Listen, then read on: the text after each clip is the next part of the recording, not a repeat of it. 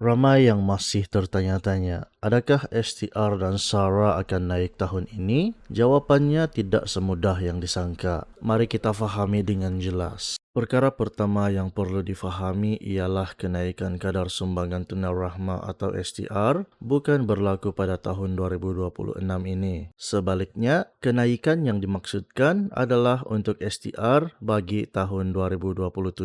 Ini bermakna bagi fasa-fasa pembayaran STR pada tahun ini tiada sebarang penambahan kadar. Butiran mengenai kenaikan tersebut hanya akan diketahui apabila belanjawan 2027 dibentangkan yang dijangka berlangsung pada bulan Oktober. Pembayaran STR yang diterima sekarang adalah untuk tahun semasa, bukan untuk tahun hadapan. Seterusnya, bagi sumbangan asas rahmah atau SARA, terdapat dua jenis kenaikan yang perlu difahami secara berasingan. Kenaikan jenis pertama berlaku apabila seseorang penerima itu layak untuk dimasukkan ke dalam kategori ikasi miskin atau miskin tegar. Sekiranya seseorang penerima disahkan layak masuk ke dalam kategori tersebut, jumlah SARA yang diterima akan bertambah kerana perubahan kategori itu sendiri dan ia akan disusuli dengan bayaran tunggakan. Kenaikan jenis kedua pula ialah kenaikan kadar SARA bagi tahun 2027.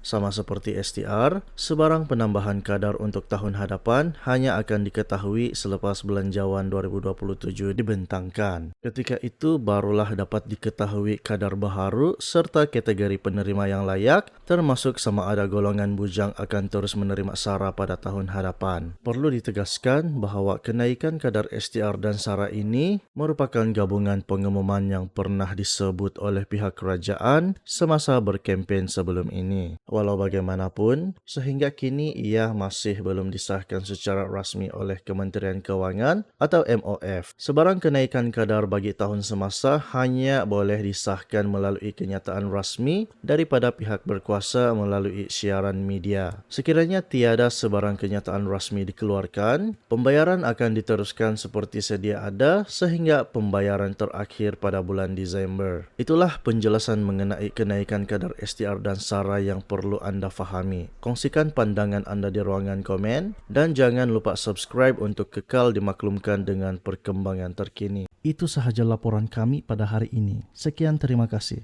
Teruskan bersama kami untuk berita terkini dan bantuan lanjut.